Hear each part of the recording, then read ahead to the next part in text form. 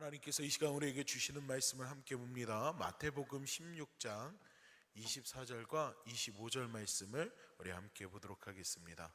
마태복음 16장 24절로 25절의 말씀 우리 함께 합독하도록 하겠습니다. 24절부터 함께 읽습니다. 시작.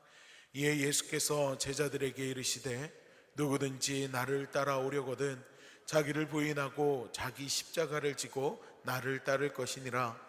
누구든지 제 목숨을 구원하고자 하면 잃을 것이요 누구든지 나를 위하여 제 목숨을 잃으면 찾으리라. 아멘. 할렐루야. 이 새벽 이 시간 이 기도의 자리 가운데 나오신 여러분을 주님의 이름으로 환영하고 또 축복합니다. 오늘 우리가 말씀을 나눌 때 하나님 주시는 은혜가 여러분의 삶의 자리 가운데 가득 넘치기를 간절히 소망합니다.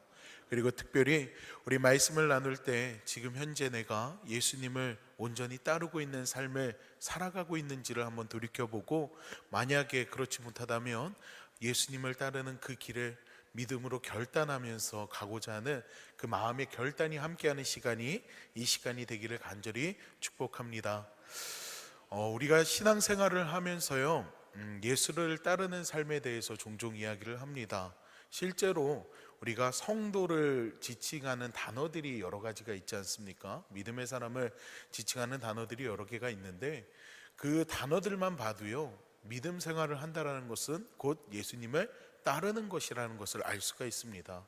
성도라는 말은요 한자로 성인 성자의 무리 도자를 사용을 합니다. 즉 성인을 따르는 무리라는 뜻을 가지고 있습니다.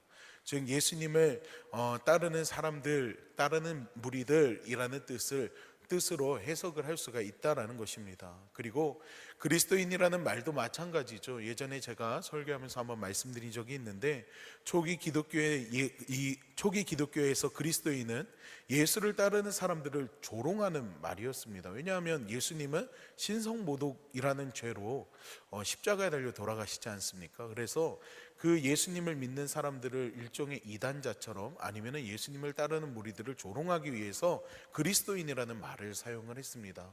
하지만 그들이 철저하게 예수님의 가르침을 따라서 구별된 삶을 살아가다 보니까 그 말이, 그리스도인의 말이 조롱의 그 의미에서 예수를 믿는 사람들, 예수는 따르는 사람들이라는 말의 뜻으로 변화되게 됩니다. 제자도 마찬가지입니다. 여러분 네이버 국어사전에 보면은요 제자라는 단어를 검색하면은요 첫 번째 의미는 스승으로부터 가르침을 받거나 받는 사람이라고 되어 있습니다. 근데 두 번째 의미가 뭐라고 되어 있느냐, 예수의 가르침을 받아 그 뒤를 따르는 사람이라고 되어 있습니다. 즉 예수를 믿는다라는 것은요 그냥 단지 내가 신앙을 갖는 것을 이야기하는 것이 아니라 예수님을 따른다라는 뜻을 가지고 있다라는 것입니다. 실제로 오늘 본문의 말씀을 통해서 예수님은요 우리에게 당신을 따르는 삶의 모습에 대해서 이야기하는 것을 볼 수가 있습니다. 누구든지 나를 따라오려거든 자기를 부인하고 자기 십자가를 지고 나를 따를 것이니라. 여러분 이 말씀을 들으면은 어떤 느낌이 드십니까? 예수님을 따르는 것이 참 쉽다 혹은 어렵다? 어떤 마음이 드시나요? 예수를 따르는 길이 참 어렵다, 녹록지 않다라는 느낌이 드실 겁니다. 그리고 그게 사실이죠. 앞에서 말씀드린 것처럼 우리는 예수님을 따르는 삶을 살아가야 하지만, 그것을 알고 있지만 실제 우리의 삶 속에서는 예수님을 따르는 것이 불가능한 것처럼 치부될 때가 있다라는 것입니다. 왜요? 어렵기 때문에 그렇습니다. 예수님은요 당신을 따르는 길에 대해서 이야기할 때 자기 부인이라는 것을 이야기합니다. 여러분 자기 부인은 결국에는 내 뜻을 굽히고 예수님의 뜻을 따라 살아가는 것을 이야기하는 거잖아요. 근데 여러분 우리가 신앙생활하면서 가장 힘든 것이 무엇이냐, 바로 자기 부인을 하는 것, 즉 예수님의 뜻을 따라서 내 것을 내려놓거나 포기하는 것이 쉽지가 않다라는 것입니다. 여러분 실제로 예수님께서 예루살렘에 입성하실 때 예수님께서는 혼자 예루살렘에 입성하신 것이 아닙니다. 앞으로도 다가오게 될 거지만 여러분 우리가 잘 알고 있는 종려주의를 한번 생각해 보세요. 예수님께서 예루살렘에 나귀를 타고 입성하실 때 혼자서 그 나귀를 타고 들어간 것이 아니라 예수님을 따르던 무리들이 있었습니다. 그리고 예수님을 따르는 무리들이 어떻게 합니까? 자기의 겉옷을 벗어서 깔고, 그리고 종려나무가지를 흔들면서 예수님을 향해서 소리치는 모습을 우리는 볼 수가 있습니다. 요한복음 12장 13절 말씀을 보면은요, 이때 이 사람들이 뭐라고 외치느냐, 이렇게 외쳐요. 호산나 찬송하리로다, 주의 이름은 오시는 이 곧 이스라엘의 왕이시여라고 이야기하는 것을 볼 수가 있습니다. 그리고 다른 본문에서는요, 다윗의 자손이라는 표현을 사용을 하는 것을 볼 수가 있어요. 지난 수요일에 다윗의 자손이라는 단어가 가지고 있는 의미에 대해서 말씀을 드렸습니다. 다윗의 자손 뭐지요? 그들이 기대하고 고대하던 메시아를 뜻하는 거예요. 그리고 이들은 이스라엘의 왕이라고 이야기하면서 예수님을 환대하는 것을 볼 수가 있습니다. 그런데 이상한 일은요, 예수님을 따르고 예수님을 향해서 손을 흔들고 호산나를 외치고 다윗의 자손이라 고백하고 이스라엘의 왕이라 고백했던 그들의 그 고백들이 예수님을 조롱하고 예수님을 십자가에 못 박으라고 이야기하는 모습으로 변화되는 데까지 그렇게 오래 걸리지가 않았다라는 것입니다. 여러분, 왜 이들의 환대가 예수를 십자가에 못 박으라는 소리로 변화되게 되었을까요? 이유는 하나예요. 그들의 기대에 부응하지 못했기 때문입니다. 이들은 이야기했던 것처럼 메시아로 예수님을 생각했고 이스라엘의 왕이라고 생각을 했습니다. 그러나 그 기준은 어디까지나 자기들 생각이라는 거예요. 자기들 생각으로 예수님께서 이스라엘의 왕이 되어서 자신들을 이 로마의 압제로부터 벗어나게 해줄 거라고 생각을 하면서 예수님을 환대했는데, 예수님께서는요, 그들의 기대와는 전혀 다른 행보를 보입니다. 당장이라도 총독을 쫓아가고 당장이라도 사람들과 함께해서 뭔가 그들이 벗어나고 자유를 얻을 수 있는 그런 일들을 행할 것처럼 생각을 했는데, 이들이 생각할 때는 오히려 이상한 일들을 예수님께서 행하시는 거예요. 성전을 엎으시고 그들의 잘못을 질책하시고 그들이 생각하지 못했던 일들을 하게 되니까 결국에는 어떻습니까? 그들이 예수님을 십자가에 못 박으라고 이야기하는 그런 모습으로 변화되는 것을 볼 수가 있다라는 것입니다. 사람들이 이러한 잘못된 기대는요, 오병이어의 기적 이후에도 볼 수가 있습니다. 요한복음 6장 14절로 15절 말씀을 보면은요, 예수님께서 행하신 표적을 보고 예수님을 선지자로 인정합니다. 그리고 나서 그들이 어떤 일을 합니까? 억지로 예수님을 붙들어서 자신들의 임금을 삼으려고 하는 모습을 볼 수가 있다라는 것입니다. 여러분, 예수님을 따르던 이들이 끝까지 예수님을 따르지 못하는 것은요, 자기 부인이 없기 때문에 그렇습니다. 철저하게 내 기준을 가지고서 예수님을 이용하려고만 하는 모습을 보이고 있었다라는 것입니다. 여러분, 이러한 자들은요, 예수님을 따른다기보다 예수님을 내 자신의 뜻대로 억지로 끌고 가려고 하는 삶의 모습으로밖에 보여지지 않는다라는 것입니다. 예수님은요, 당신을 따를 것을 말씀하시면서 자기 십자가라는 표현도 사용을 하십니다. 여러분, 예수님을 따르는 길은요, 십자가의 길이라는 거예요. 그리고 이 십자가의 길은요, 자신의 목숨을 내놓는 길이라는 것입니다. 예수님께서 십자가를 지시기 전 겟세마네에서 기도하셨던 모습들 여러분 다 알고 계실 거예요. 뭐라고 기도합니까? 아버지, 할 수만 있거든 이 잔을 내게서 옮겨 주시옵소서. 이게 예수님의 기도입니다. 그런데 여러분, 우리가 잘 알다시피 예수님의 기도가 여기서 끝나는 것이 아니죠. 그러나 내 뜻대로 마시고 아버지의 뜻대로 하옵소서. 즉, 내가 아닌 하나님의 뜻을 먼저 생각하는 것입니다. 이러한 모습은요, 예수님께서 잡혀가시던 날 밤에 베드로가 대제사장의 귀를 칼로 쳐서 자르는 것을 볼 수가 있습니다. 이때도 볼 수가 있어요. 마태복음 26장 53절로 54절 말씀을 보면은요, 너는 내가 내 아버지께 구하여 지금 12군단 더 되는 천사를 보내시게 할 수 없는 줄로 아느냐? 내가 만일 그렇게 하면 이 일이 있으리라 한 성경이 어떻게 이루어지겠느냐라고 말씀하는 것을 볼 수가 있다는 것입니다. 예수님은요, 철저하게 예수님을 이 땅 가운데 보내신 하나님의 뜻을 기억하고 염두하면서 하나님의 뜻을 위해서 그 십자가의 길을 걸어가고 있다라는 것입니다. 십자가의 길은요, 내 뜻을 내세우면 절대로 갈 수가 없는 길입니다.